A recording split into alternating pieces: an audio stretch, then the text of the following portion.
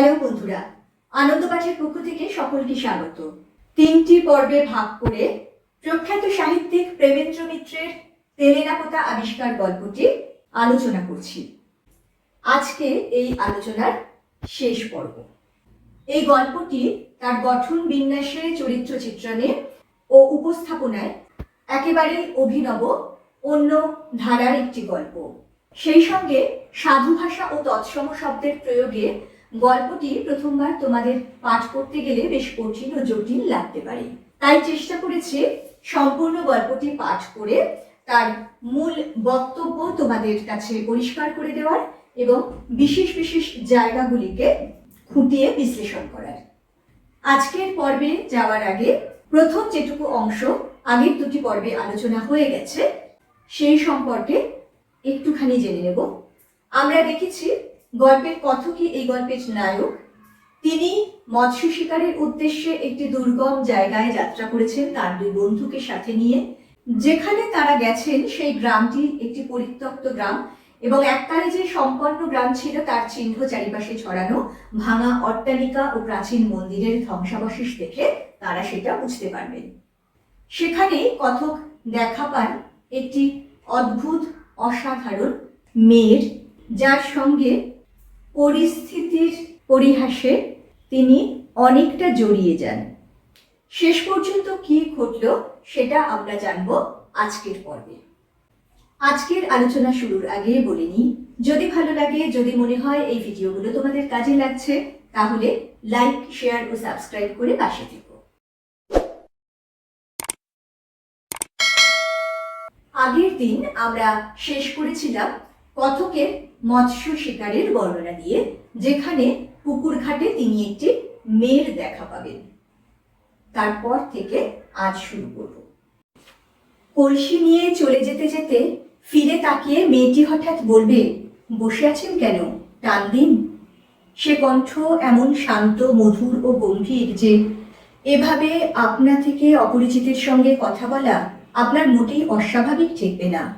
শুধু আকস্মিক চমকের দরুন বিহ্বল হয়ে ছিপে টান দিতে আপনি ভুলে যাবেন। তারপর ডুবে যাওয়া ফাতনা আবার ভেসে উঠবার পর ছিপ তুলে দেখবেন বড়শিতে টোপার নেই।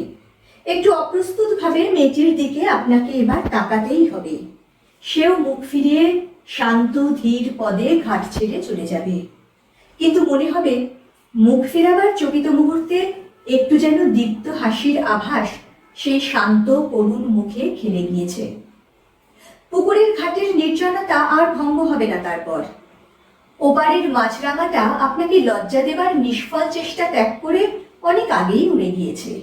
মাছেরা আপনার শক্তি সামর্থ্য সম্বন্ধে গভীর অবজ্ঞা নিয়েই বোধহয় আর দ্বিতীয়বার প্রতিযোগিতায় নামতে চাইবে না। খানিক আগের ঘটনাটা আপনার কাছে অবাস্তব বলে মনে হবে। এই জনহীন ঘুমের দেশে সত্যি ওরকম মেয়ে কোথাও আছে আপনি বিশ্বাস করতে পারবেন না। একসময় হতাশ হয়ে আপনাকে সাজ সরঞ্জাম নিয়ে উঠে পড়তে হবে। ফিরে গিয়ে হয়তো দেখবেন আপনার মৎস্য শিকার নৈপুণ্যের বৃত্তান্ত ইতিমধ্যে কেমন করে আপনার বন্ধুদের কর্ণগোচর হয়েছে। তাদের পরিহাসে ক্ষুণ্ণ হয়ে এ কাহিনী কোথায় তারা শুনল জিজ্ঞাসা করে হয়তো আপনার পানরসিক বন্ধুর কাছে শুনবেন। কে আবার বলবে এইমাত্র যামিনী নিজের চোখে দেখে এলো যে। আপনাকে কৌতূহলী হয়ে যামিনীর পরিচয় জিজ্ঞাসা করতেই হবে। তখন হয়তো জানতে পারবেন যে পুকুর ঘাটের সেই অবাস্তব করুণ নয়না মেয়েটি আপনার পানরসিক বন্ধুটিরই জ্ঞাতি স্থানীয়া। সেই সঙ্গে আরো শুনবেন যে দ্বীপ্রাহরিক আহারের ব্যবস্থাটা সেদিনকার মতো তাদের ওখানেই হয়েছে। এই অংশে আমরা দেখলাম যে যে উদ্দেশ্যে এত আয়োজন করে কথক এই তেলেনাপোতায় এসেছিলেন সেই মৎস্য শিকার তার আর হলো না। তিনি ব্যর্থ হয়ে ঘরে ফিরে আসবেন এবং তার মাছ ধরতে না পারার এই যে ব্যর্থতা, সেটা তার বন্ধুরা ইতিমধ্যে জেনে গেছেন। কিভাবে জেনেছেন জিজ্ঞাসা করায় কথকের পানরসিক বন্ধুটি জানাবেন যে এইমাত্র ঘাট থেকে দেখে যিনি এলেন তিনি তার জ্ঞাতি স্থানীয় অর্থাৎ তুতো বোন। আরো জানবেন যে মেয়েটির নাম যামিনী এবং তাদের সেদিনকার দুপুরের খাওয়ার ব্যবস্থা ওই যামিনীদের বাড়িতেই হয়েছে। এই অংশেও দেখো লেখকের কৌতুক প্রিয়তা ছত্রে ফুটে উঠেছে। এই যে বলছেন, ওপারের মাছরাঙাটা আপনাকে লজ্জা দেবার নিষ্ফল চেষ্টা ত্যাগ করে অনেক আগেই উড়ে গিয়েছে। অর্থাৎ মাছরাঙাটা তো শিকারে দক্ষ, সে একের পর এক মাছ শিকার করে নিয়ে চলে যাচ্ছে, আর এদিকে কথক একটিও মাছ সংগ্রহ করতে পারেননি। তাই ওই মাছরাঙাটি যেন ব্যঙ্গ করে কথককে লজ্জা দেবার চেষ্টা করেছেন। আবার মাছেরাও যেন কথকের এই মাছ ধরা দেখে তার শক্তি সামর্থ্য সম্পর্কে খুব ভালোভাবেই জেনে গেছে এবং তারাও তাকে অবজ্ঞা করতে শুরু করেছে। এইভাবেই লেখক কথকের এই মাছ ধরার অসাধারণ বর্ণনার মধ্যে একটু কৌতুকের আবহ তৈরি করে দিয়েছে। যে ভগ্নস্তূপে গত রাত্রে ক্ষণিকের জন্য একটি ছায়ামূর্তি আপনার বিস্ময় উৎপাদন করেছিল, দিনের রূঢ় আলোয় তার শ্রীহীন জীর্ণতা আপনাকে অত্যন্ত পীড়িত করবে। রাত্রির মায়াবরণ সরে গিয়ে তার নগ্ন ধ্বংসমূর্তি এত কুৎসিত হয়ে উঠতে পারে আপনি ভাবতে পারেননি। এইটি যামিনীদের বাড়ি জেনে আপনি অবাক হবেন। এই বাড়িরই একটি ঘরে আপনাদের হয়তো আহারের ব্যবস্থা হয়েছে। আয়োজন যৎসামান্য, হয়তো যামিনী নিজেই পরিবেশন করছে। মেয়েটির অনাবশ্যক লজ্জা বা আড়ষ্টতা যে নেই আপনি আগেই লক্ষ্য করেছেন। শুধু কাছ থেকে তার মুখের করুণ গাম্ভীর্য আরো বেশি করে আপনার চোখে পড়বে। এই পরিত্যক্ত বিস্তৃত জনহীন লোকালয়ের সমস্ত মৌন বেদনা যেন তার মুখে ছায়া ফেলেছে। সবকিছু দেখেও তার দৃষ্টি যেন গভীর এক ক্লান্তির অতলতায় নিমগ্ন। একদিন যেন সে এই ধ্বংসস্তূপেই ধীরে ধীরে বিলীন হয়ে যাবে।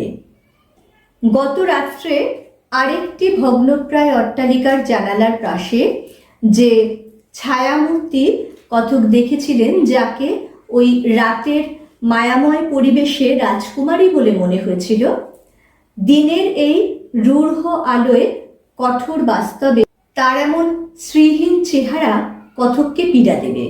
এবারে কথক আরো ভালো করে লক্ষ্য করবেন, এই যে যামিনী, তার মধ্যে অনাবশ্যক লজ্জা বা আড়ষ্টতা নেই সেটা তিনি আগেই দেখেছেন, কিন্তু এই জনহীন জায়গার যে একটা করুণ শ্রীহীন বেদনা, সেই বেদনার ছাপ আর গভীর ক্লান্তি সেই মেয়েটির মুখেও ছাপ ফেলেছে।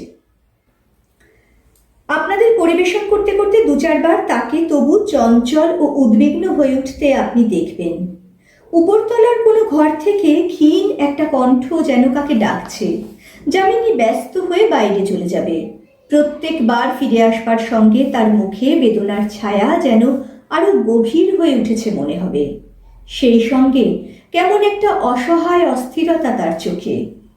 খাওয়া শেষ করে আপনারা তখন একটু বিশ্রাম করতে পারেন। অত্যন্ত দ্বিধা ভরে কয়েকবার ইতস্তত করে কে যেন শেষে মরিয়া হয়ে দরজা থেকে ডাকবে, এখানে একটু শুনে যাও মনিদা। মনিদা আপনার সেই পানরসিক বন্ধু। তিনি দরজার কাছে গিয়ে দাঁড়াবার পর যে আলাপটুকু হবে তা এমন নিম্নস্বরে নয় যে আপনারা শুনতে পাবেন না। শুনবেন যামিনী অত্যন্ত কাতর স্বরে বিপন্নভাবে বলছে, মা তো কিছুতেই শুনছেন না।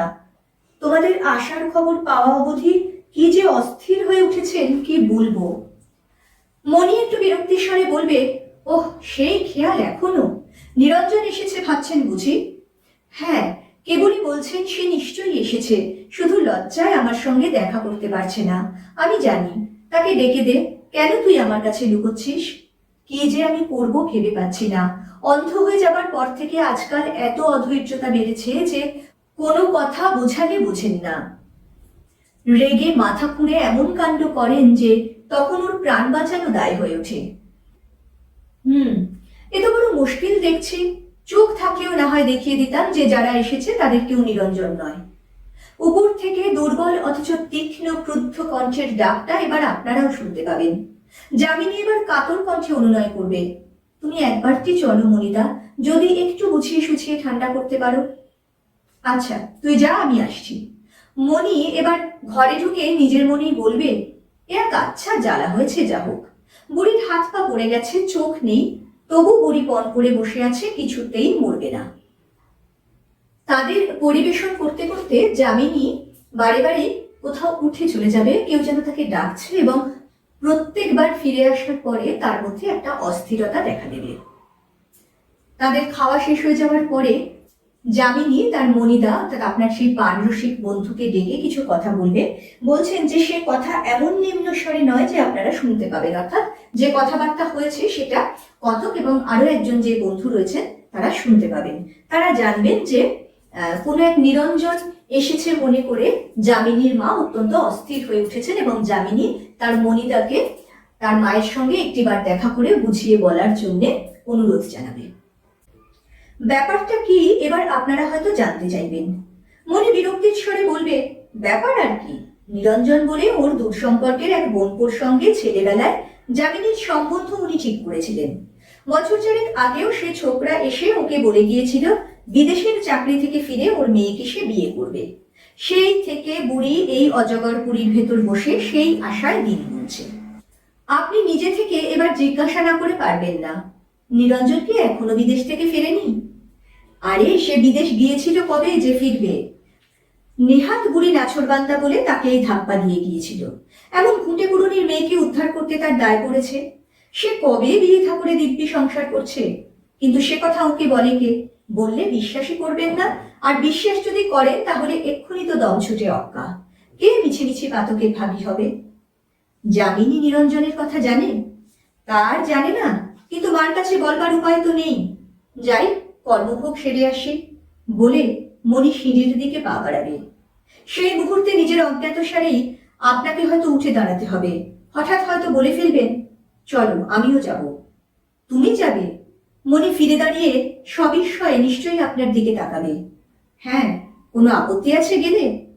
না, আপত্তি কিসের বলে বেশ বিমূঢ়ভাবেই মণি আপনাকে পথ দেখিয়ে নিয়ে যাবে। বন্ধুর কাছে আসল ঘটনাটি এবার কথকরা জানবেন। তারা শুনবেন যে যামিনীর মায়ের এক দুঃসম্পর্কের বোনপো নিরঞ্জন বলে একটি ছেলের সঙ্গে ছেলেবেলায় যামিনীর বিয়ের সম্বন্ধ ঠিক হয়েছিল। সেই ছেলেটি 4 বছর আগেও এসে যামিনীর মাকে কথা দিয়েছে বিদেশের চাকরি থেকে ফিরে তাকে বিয়ে করার। কিন্তু নিরঞ্জন তারপর অন্য মেয়েকে বিয়ে করে আর ফিরে আসেনি স্বাভাবিকভাবেই। এ কথা সেই মৃত্যু পথযাত্রী বৃদ্ধাকে কারুর জানানো সম্ভব হচ্ছে না। কথকের বন্ধু যখন যামিনীর মাকে বোঝানোর জন্য যাবার জন্য পা বাড়াবেন, তখন হঠাৎ কথক যেন নিজের অজান্তেই বলে ফেলবেন যে তিনিও সঙ্গে যাবেন। তার বন্ধুটি যার পর নাই বিস্মিত হবেন। এরপর তারা যামিনীর মায়ের সঙ্গে দেখা করতে যাবেন। সংকীর্ণ অন্ধকার ভাঙা সিঁড়ি দিয়ে যে ঘরটিতে আপনি পৌঁছবেন, মনে হবে উপরে নয় মাটির তলার সুড়ঙ্গেই বুঝি তার স্থান। একটি মাত্র জানালা, তাও বন্ধ। বাইরের আলো থেকে এসে প্রথমে আপনার চোখে সবই ঝাপসা ঠেকবে।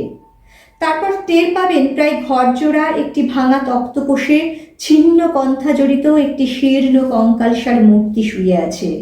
তক্তাপোষের একপাশে যামিনী পাথরের মূর্তির মতো দাঁড়িয়ে। আপনাদের পদশব্দ শুনে সেই কঙ্কালের মধ্যেও যেন চাঞ্চল্য দেখা দেবে। কে, নিরঞ্জন এলি? অভাগী মাসিকে এতদিনে মনে পড়ল বাবা। তুই আসবি বলে প্রাণটা যে আমার কণ্ঠায় এসে আটকে আছে। কিছুতেই যে নিশ্চিন্তি হয়ে মরতে পারছিলাম না। এবার তো আর অমন করে পালাবি না। মণি কি যেন বলতে যাবে, তাকে বাধা দিয়ে আপনি অকস্মাৎ বলে ফেলবেন, না মাসিমা, আর পালাবো না। মুখ না তুলেও মনির বিমূঢ়তা ও আরেকটি স্থানুর মতো মেয়ের মুখের স্তম্ভিত বিস্ময়ে আপনি যেন অনুভব করতে পারবেন। কিন্তু কোনো দিকে তাকাবার অবসর আপনার থাকবে না। দৃষ্টিহীন দুটি চোখের কোটরের দিকে আপনি তখন নিষ্পন্দ হয়ে রুদ্ধ নিঃশ্বাসে চেয়ে আছেন। মনে হবে সেই শূন্য কোটরের ভিতর থেকে অন্ধকারের দুটি কালো শিখা বেরিয়ে এসে যেন আপনার সর্বাঙ্গ লেহন করে পরীক্ষা করছে। কটি স্তব্ধ মুহূর্ত ধীরে ধীরে সময়ের সাগরে শিশির বিন্দুর মতো ছড়ে পড়ছে।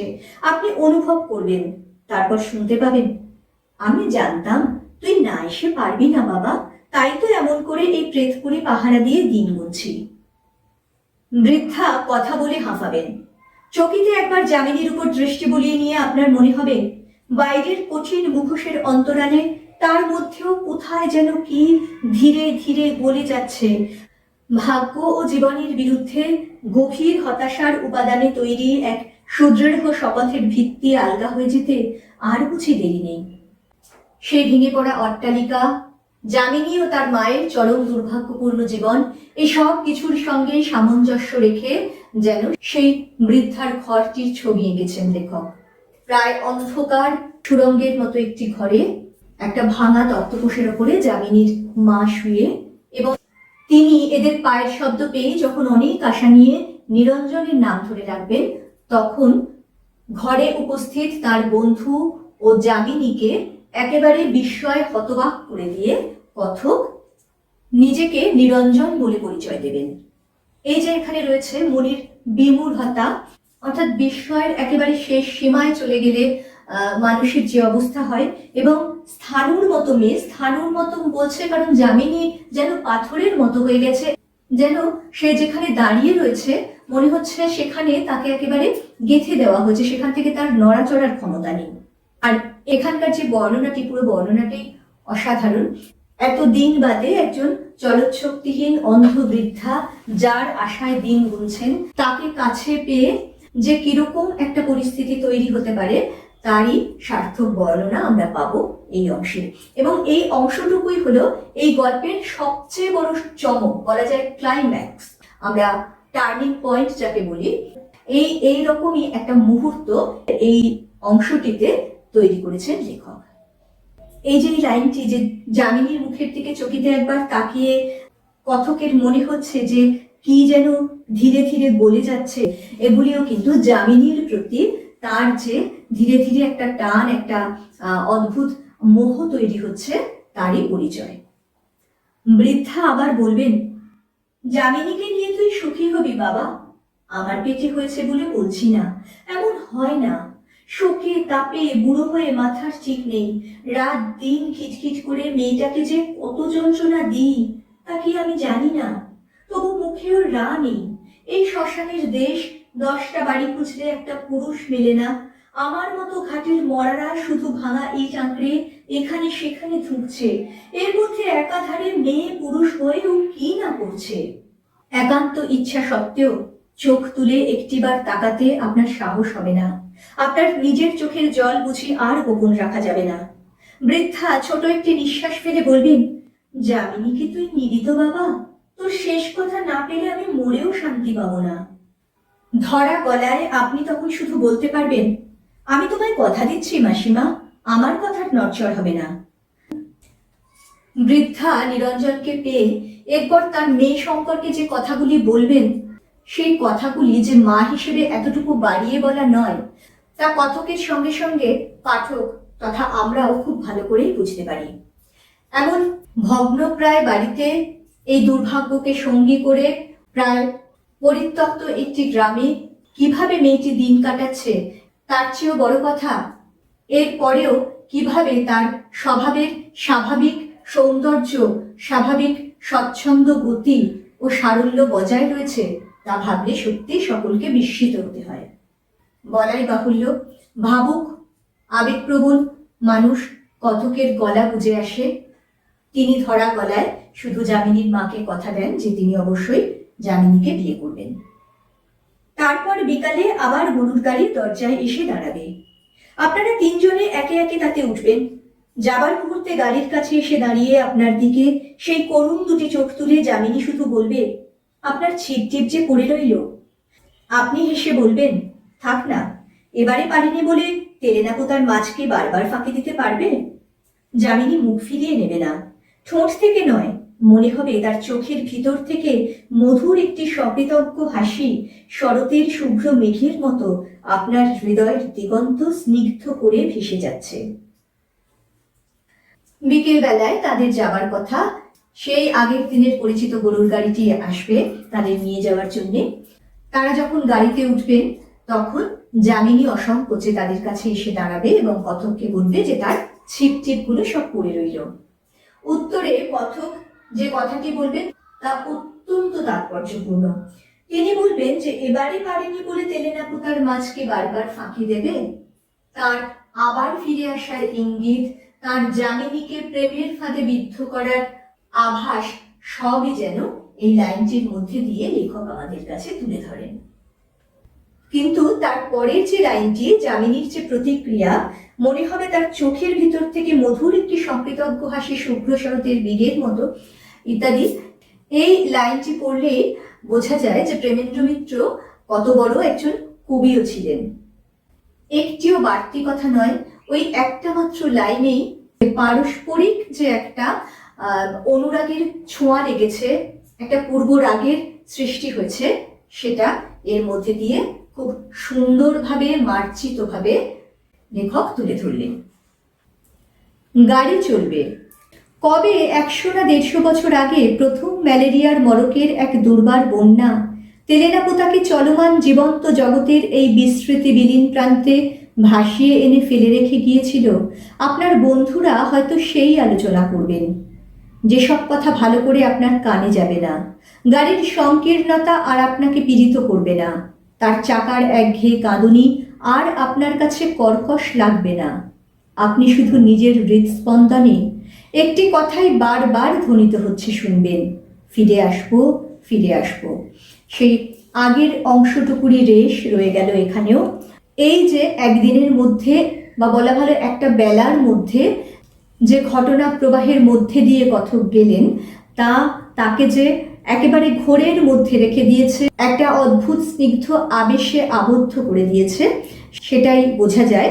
যে এরপরের ওই সংকীর্ণ গরুর গাড়ি তাকে আর পীড়া দেবে না, ওই গাড়ির কর্কশ শব্দ আর তার কানে বাজবে না, তার বন্ধুরা কি আলোচনা করছে সেটাও তার কানে যাবে না, তার মনে শুধু একটি কথাই বেজে চলবে, ফিরে আসবো, ফিরে আসবো।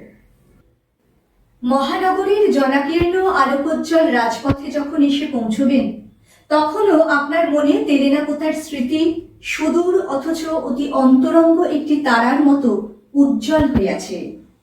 ছোটখাটো বাধা বিলম্বিত কটি দিন কেটে যাবে, মনের আকাশে একটু করে কুয়াশা জমেছে কিনা আপনি টের পাবেন না। তারপর যেদিন সমস্ত বাধা অপসারিত করে তেলেনাপোতায় ফিরে যাবার জন্যে আপনি প্রস্তুত হবেন, সেদিন হঠাৎ মাথার যন্ত্রণায় ও কম্প দেওয়া শীতে লেপ তোষক মুড়ি দিয়ে আপনাকে শুতে হবে। থার্মোমিটারের পারা জানাবে 105 ডিগ্রি। ডাক্তার এসে বলবে, ম্যালেরিয়াটি কোথা থেকে বাগালেন। আপনি শুনতে শুনতে জ্বরের ঘোরে আচ্ছন্ন হয়ে যাবেন। ওই একটি দিনের অপ্রত্যাশিত, অভিনব, অসাধারণ এক অভিজ্ঞতাকে সঙ্গী করে কথক মহানগরের কর্মব্যস্ত জীবনে ফিরে আসবেন। তিনি কিন্তু প্রথমে তেলেনাপোতাকে ভুলে যেতে চাননি।